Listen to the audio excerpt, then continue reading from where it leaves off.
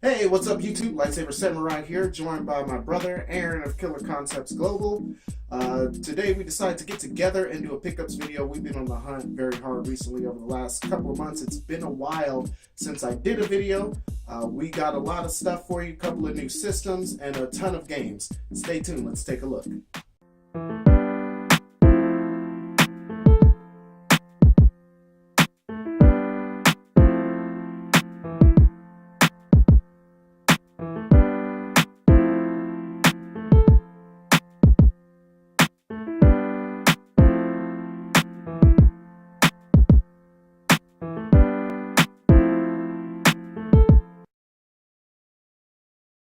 Okay, so I guess I will start out first, and I'll start off, like I said, I got a couple of new systems, and I'll start off with the first of those here, and it's pretty massive here, but I got a TurboGrafx 16. Now, the TurboGrafx 16 was a system developed by NEC. It came out in the late 80s to compete directly with the Famicom over in Japan, but it eventually ended up being a part of the 16-bit generation, and is usually thought to be the first system in the 16-bit generation. Although it did have it had two 8-bit processors, kind of for the graphics, but it ended up competing with the Super Famicom and the Mega Drive in Japan. And although for a while it outsold the Famicom for a while, it did very well in Japan. It just didn't seem to, crack the surface here in America. But it's still a great system. It's got a bunch of great games on it. And I actually got a few to start off my collection. And I won't show you all here, but I'll show you a couple. And first here is Alien Crush. Now, nice. Alien Crush, there was a couple of games on the NES that I played that were video pinball games, whose names I can't remember at the moment. But Alien Crush is a solid title. Like, this is a very fun pinball game. It kind of has the, what am I trying to say? It kind of has the Aliens theme. It was the Aliens movies were probably, this came out, I think, like a couple of years after Aliens 2. Yep. And so, like, this, Aliens were hugely popular in the late 80s. This takes an Aliens aesthetic. Very cool game. It has a sequel called Demon's Crush, and that one's a little more expensive. I'm on the lookout for that one, so got that. Also, one of the ones I wanted to talk about is Ninja Spirits. Now, Ninja Spirits is a kick-ass side-scrolling game, and this one I happen to like better than the original Ninja Gaiden on the NES. I'm so like the Ninja Gaiden series. I think for me it's a little bit more forgivable than Ninja Gaiden games. The Ninja Gaiden games are games I'll never beat, and I've been especially the first one, I've been taking a crack at that one for, I don't know, 25 years.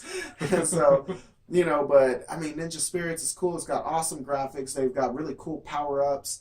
And like I said, that one was just an incredibly fun game. And the last one I wanted to talk about here is, what is it called? Sinister On. Sinister On? Yeah, Sinister On. It's a cool side-scrolling, it's a cool horizontal shooter. Kind of in the vein of like R-Types or Gradius, but this one is really cool. Again, it has really nice graphics. The music on this is really cool too, and that's one thing that I've been noticing about the TurboGrafx 16 in general. It seems to have a really cool audio chip, because a lot of the music on the TurboGrafx sounds excellent, and so this is no exception. This one I got through. I was playing a little bit tonight. Got through the first level or so before I died. So. I think the difficulty is right there. It's not as hard as some of the shooters I play, but I think it's just enough for me to enjoy it and be fun. So plan on beating that one. Yeah, nice. So all right. So what have you got for us? Oh well, I got a blast from the past, with a little bit more current than the TurboGrafx, and that is Dragon Ball Z Ultimate Battle 22. Yes. It was a Japanese import that's now available in the USA. I actually got it at, where did I get this from? We got it at Vintage Stock, I believe. Yeah, we're out. For $10. It's a pretty nice game. It has about 20 characters plus 5 secret characters that you can unlock. And within the game manual, it has the cheat code to unlock the remaining 5 characters. So that's cool. There was a lot of games that did that during that day. One of the ones I have, Wu-Tang Shaolin style. Okay. Also did that. I had the code in there to unlock the gore. So that's really cool. So okay, all right. So speaking of fighting games on the PlayStation 1, I've got one for us here. You guys know I'm a huge Star Wars fan, and I have the excellent Star Wars Masters of Teras. Now, this is by no means an awesome game. This is actually quite a terrible game, but I had to have. We used to play this back in the day, and it's a 3D fighter, kind of in the vein of something you would see in like Soul Blade or the early Tekken games. And so it plays a lot like that, but you know the game is just super unbalanced. Like if you play with anybody as a lightsaber, you're gonna win.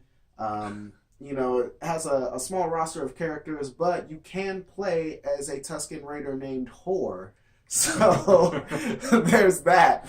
But yeah, we should actually do a let's play of this sometime. Like this game is ridiculous, but like I said, I found it cheap, and so I mean it's a nice clean copy. So you know, for nostalgia's sake, I had to go ahead and pick it up. Also on fighting games, I'm shoot over to the Dreamcast here, and this is a recent pickup that I found, and this is Power Stone on the Dreamcast, and this is kind of like a it's kind of like, I guess the way most people describe it is a cross between Super Smash Brothers, and I would say it plays a lot like Guys on the PlayStation 1. Okay, nice. And so this game is an excellent game. There were 2 in the series, Power Stone 2, which I'm on the out for. This is a little bit of a rare variant. This is the Sega All-Stars version, and I'm not too familiar with the Dreamcast as I just started collecting for it, but a buddy of mine told me that this is an extremely rare variant to get, so I was happy to pick that up at a local retro store. And so yeah, Power Stone, excellent game. Bringing it back over to the PS1, I have Dragon Ball GT Final Bout. And if you couldn't tell, I'm a huge Dragon Ball fan. This one is a little bit more modern. It's all 3D instead of the 2D graphics of its predecessor. You have about 17 characters from the Dragon Ball Z and Dragon Ball GT universe. I think it's pretty fast and fluid for its time. They have the transformations. You could be Super Saiyan 1, 2, 3. Actually had Super Saiyan 4. Goku is an unlockable character. Nice. You guys used to play the Japanese version of it? Yes. I was going to say a good friend of mine, Andre, best friend growing up, he actually had the Japanese version of it, and so chipped his PlayStation, and we couldn't really figure it out because a lot of the text was in Japanese, so it was kind of hard to pull off a lot of the moves, and we would just button mash, and then all of a sudden, like, we would throw a Kamehameha, and it's like, but yes, like, Final Bout, I'm happy that you got that, man. I'm looking forward to playing that, because I'd love to play an American version now that I can read it all, so. Yeah, so, excellent, man, nice. Okay, I'm going to flip over to the Wii just briefly here, and so for the Wii, I got The Last Story, the collector's edition on the Wii. Now, this is one of the final titles to come out for the Wii, and so The Last Story is very appropriate. It's an RPG made by the original developers of the Final Fantasy series, and so this is a really cool story. It takes place kind of in a neo-medieval setting.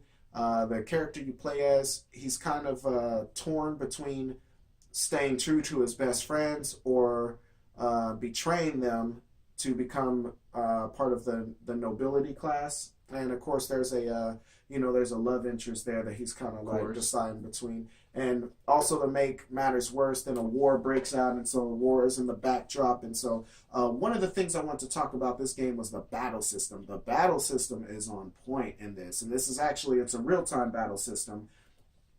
And like I said, you start off just controlling one character, but I think like over the course of the game, you get control, like you can switch back and forth between all your characters.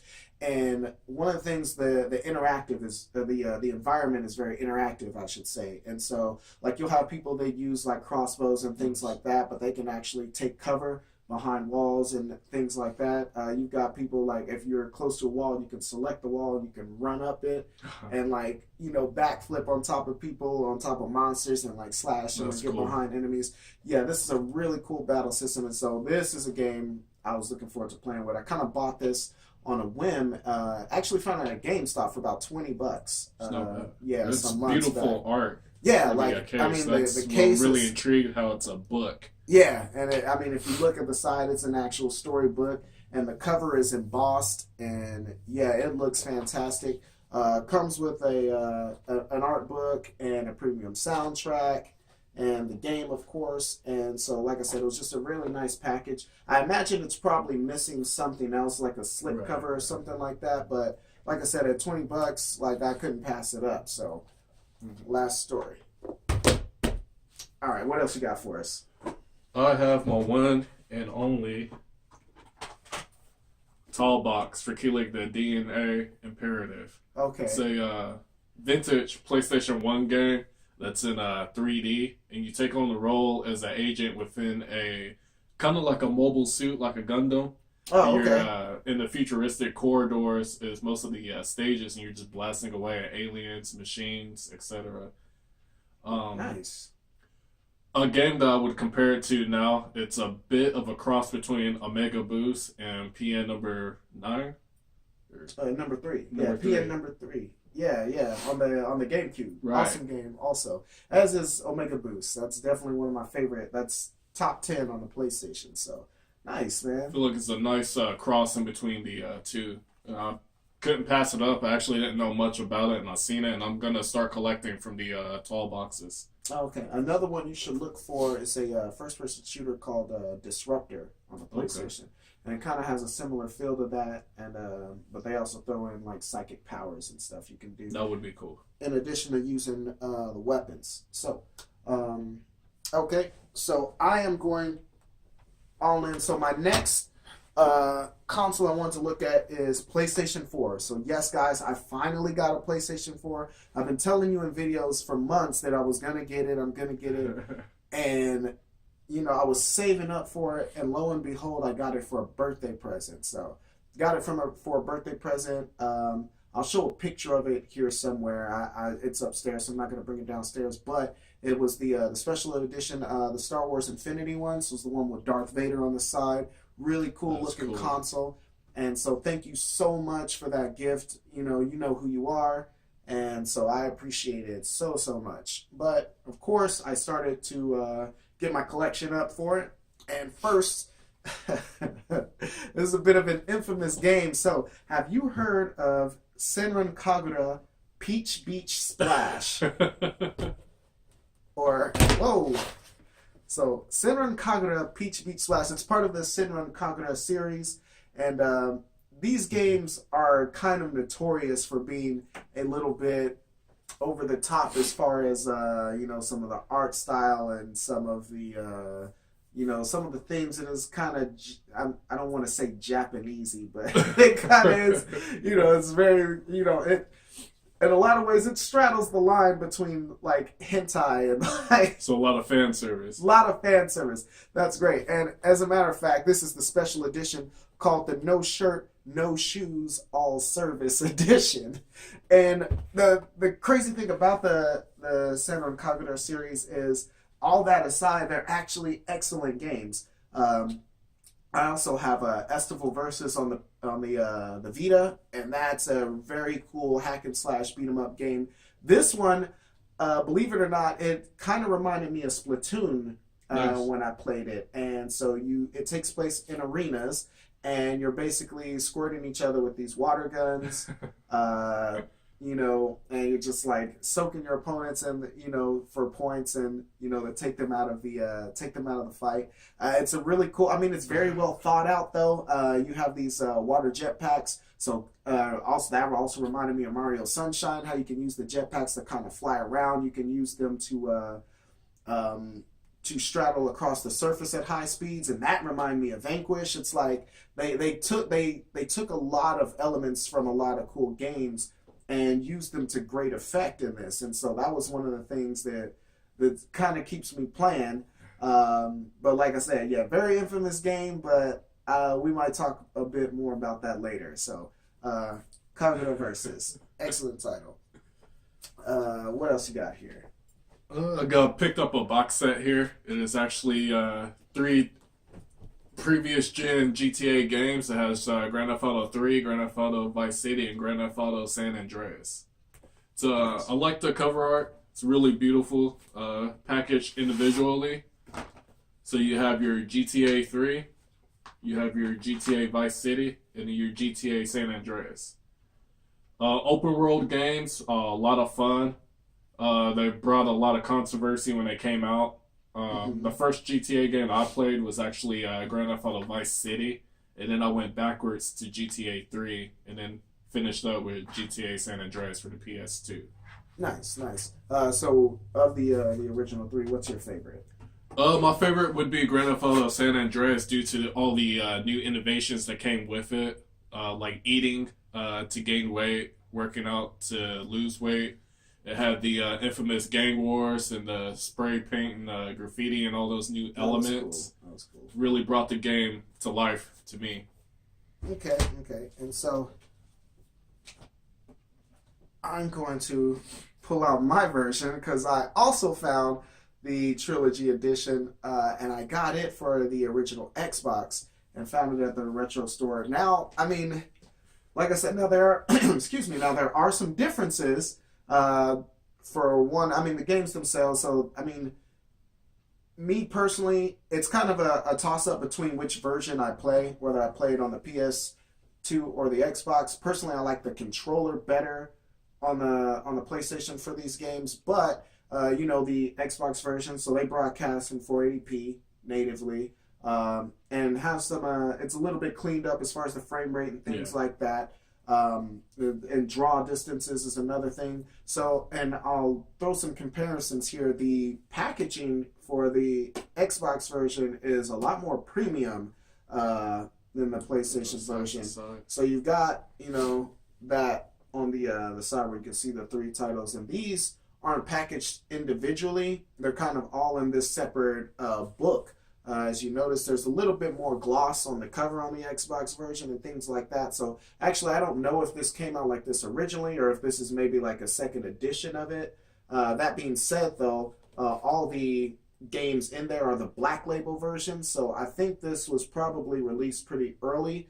That this might actually be the first edition. But yeah, I was really impressed with the way they packaged this. So and I'll throw some comparisons on that. But yeah, like he said, great titles. I think favor San Andreas the most, although Vice City is a very, very close second. For me, I was born in the 80s, and so like just having that Miami Vice type of thing to it makes it an instant classic. So I guess it's my turn again? Yep. I kind of stole your thunder a little bit.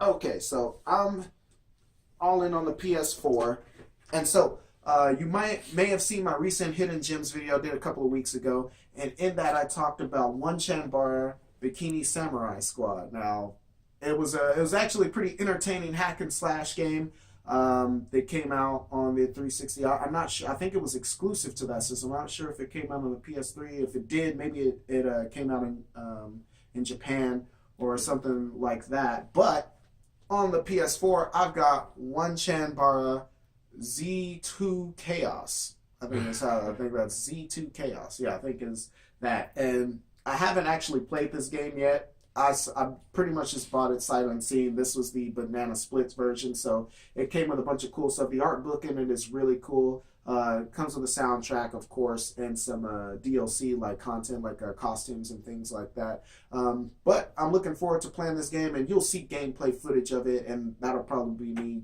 just cracking it open. But I like the first one so much that I had to go ahead and pick this one up, and I think this is probably one that'll become rare at some point. This is the first time I've seen it. Well, probably the second time I've seen it, and the only time I've seen it packaged this way. So definitely have to scoop that up. I just want to say, once again, it's beautifully packaged with the embossed exterior. And PlayStation is doing really well with making it beautifully packaged as well as having a good game within. Oh yeah, and like I said, I'm a sucker for special editions. Like, I don't have the room. Well, actually, I do have the room for it, and I'm starting to spill out into the next room here with my collection. But yeah, I'm a sucker for just those awesome boxes. They're packed with soundtracks that I'll probably never listen to, Right. but all the just all the cool things, the long boxes. Like, I'm a sucker for that, and they look great on display. So. I'd like to get a glass case someday and put some of these That'd be in nice. it, and do it like that. So, all right, what else you got for us? Oh well, been kind of all PlayStation generation here. I started with the PlayStation 1, moved into the PlayStation 2. Mm-hmm. One of the last ones I recently gotten for the PlayStation 2 was Ride or Die 187. Okay. So for me, it's a really good game. I steered away from it back in the day because I thought it might be a little arcadey and not well thought out. I found it for $5 off of eBay, and I decided to give it a try. I'd compare it to Twisted Metal Black mixed in with 25 to Life. If you have played that game, it's a third person shooter. This one features Lorenz Tate, Gorilla Black, and Noel, and it's during that time period they're really big hip hop movie stars as well as in the music scene. You could blast from your car into other drivers while protecting your car. So it's kind of like a racer with shooting elements, but it was done very vividly, fluent, and it's really nice. Good game. Cool. And so, what is it? Is it more like a?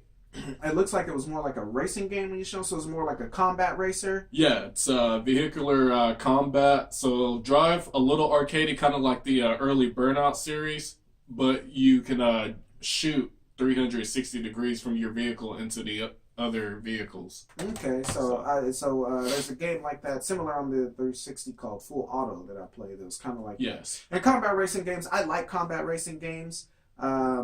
The ones that are, and I like kart racing games too, but I think they're kind of two separate genres. There's Full Auto. There's one on the PS3, and I can't remember the name of it. It might have been a Full Auto game too. But yeah, combat racing games are totally legit.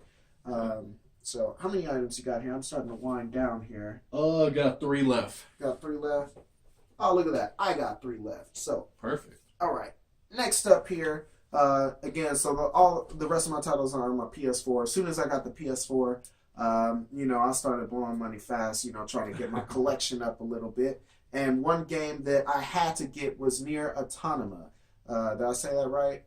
Yeah. Sounds like it. Automata, something like that. But I got this, because the original Nier on the Xbox 360 and the PS3, who they were before, the PS2 days where they were doing Okami and the Beautiful Joe series and God Hand and things like that. And so this is a very cool game. One that I'm starting not to see, though. So this is one, I think they probably did like 1, maybe 2 print runs of it, and that was it. So I think, all the copies that they are going to make are already out in the wild. So if you have a PS4, if you're thinking about getting a PS4, pick this one up. This builds on everything that the first game did, and it just does it even better. The graphics on it, out of control. I mean, this is probably one of the most beautiful games I've seen on the PS4 so far, and just the gameplay is nice and tight. And so, yeah, I mean, Nier.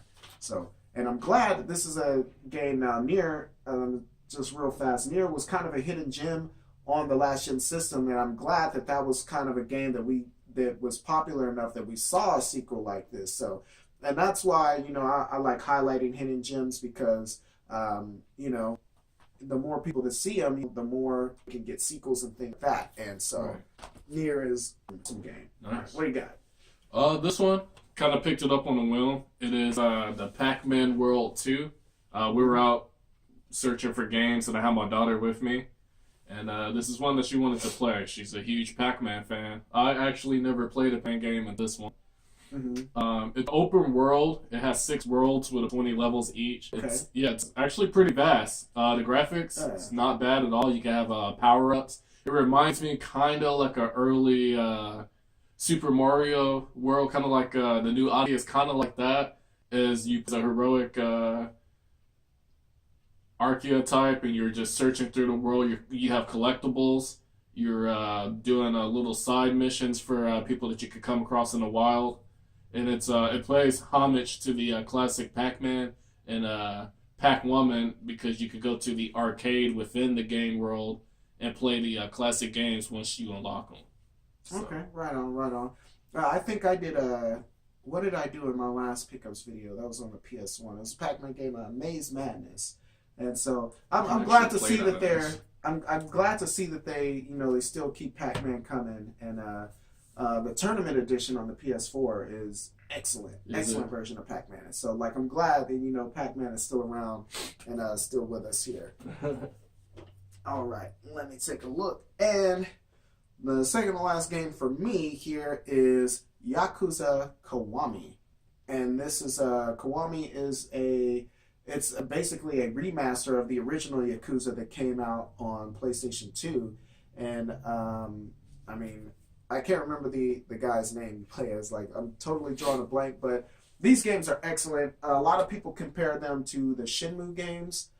And it's kind of like that. It's kind of I would say, a cross between Shenmue and perhaps like Grand Theft Auto Light. They do take place in open world settings, usually in the red light district in Tokyo, Japan. And in the first one, you play as the guy. He's on the verge of getting his own family, so he's an advisor within the Yakuza, who's been granted access to branch out and start his own crime family. And so, until his boss gets murdered, and there's twists and turns. Some of them you can see a mile away, but I mean, the storytelling in this is still panned out. The combat, it plays a lot like a beat 'em up. The combat in this is very fun. It's an awesome combat system. I'm trying to think of a game it reminds me of. It reminds me a lot of the Warriors on PS2, the way the combat system is laid out. So I enjoy playing this. One of the things, though, if I had a small nitpick, is this is supposed to be the Japanese criminal underworld, and unfortunately, the guy you play as is a little lighthearted. Yeah, he's a little lighthearted. He's a very honorable dude, and so like there'll be situations where people are definitely like taking advantage of him, and I'm just like, man, like what I want to do is just like automatically cut their pinky finger off, like boom. Like, or something like that, and he kind of brushes on. It's like, okay, well, I guess now I gotta do. No. Yeah. You know what I'm saying? If you did some shit like that to CJ, you know what will happen to you? So anyway, like I said, but this is an excellent game, though, and I'm glad they remastered it because I never got a chance to play it on the PS2. So, nice. Definitely. Good. All right. Well, my second to last game, I jumped into the PS3. Yes. You actually got me a PlayStation 3 this Christmas. So I wanted a anime style game. I found JStars Victory versus Plus. Nice. It's a nice fighter game. Huge DBZ fan. You can play as Goku, Frieza, and Vegeta, and yet you can have your fantasy crossover battles with characters from Bleach, One Piece, Naruto, and etc. There's 50 characters from over 32 different anime series and mangas. Yeah, and so so I got him a PS3 recently. I told him like, bro, you gotta jump into the PS3. It's one of my favorite systems. The games on it right now are super cheap. Like I said, I just started collecting really collecting for the PS3. I mean, less than a year ago. Like I've got over 100 choice titles on the system, including this one. I love this game a lot. It plays a lot like the combat reminded me a lot of Dissidia. Yes.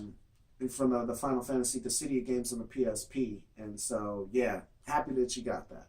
Yeah, it's a good game with just a lot going on. I mean, you could be engaging in close quarters combat, and then Final Flash could just come ripping across the screen. So it's just a lot going on. Nice. All right. So my final item here is, of course, on the PS4, and that is the King of Fighters 14. And this came out. As soon as this came out, like I've been wanting this since I first saw it, and I didn't have a PS4 at the time. Of course, I got that Steelbook edition because that's how I roll. But man, like it's got a ton of fighters. Let me see if it says on here. I don't know if it says, but I mean it has something like 40 fighters on here. For those of you who got suckered into buying Street Fighter V when it first came out, and how bare bones that game was, like it didn't. I mean, it was missing like a lot of the standard game modes, and it had a small roster of people and a bunch of content that they could have put in when the game came out. but they decided to Make release it it as DLC and get more money. And nah, screw that, man. I'm not having that. You know, King of Fighters 14 and SNK, you know, is always done right by us as far as, you know, providing excellent fighting titles. This was also developed with help from Atlas too. Hey, sorry about the little technical difficulties at the end there, but that was pretty much the end of the video. The last game I was going over was the King of Fighters 14 on the PS4. It's an excellent game, and I will definitely be showcasing that at some point. I just wanted to take the time to properly end this video, and I want to thank again my brother Aaron of Killer Koncepts for stopping by and doing this video for me. You can find him on YouTube by searching Killer Koncepts. He has a really cool channel. He does some video game things as well. Although primarily some of his best watched videos are the videos he does on gun reviews. He's actually got some new guns in his collection, and so he's going to be going over a few new guns. We got to get down to the range and shoot some footage for that. So definitely check him out. And as always, I am Lightsaber Samurai. Thank you for watching. Thank you for liking and subscribing. And until next time.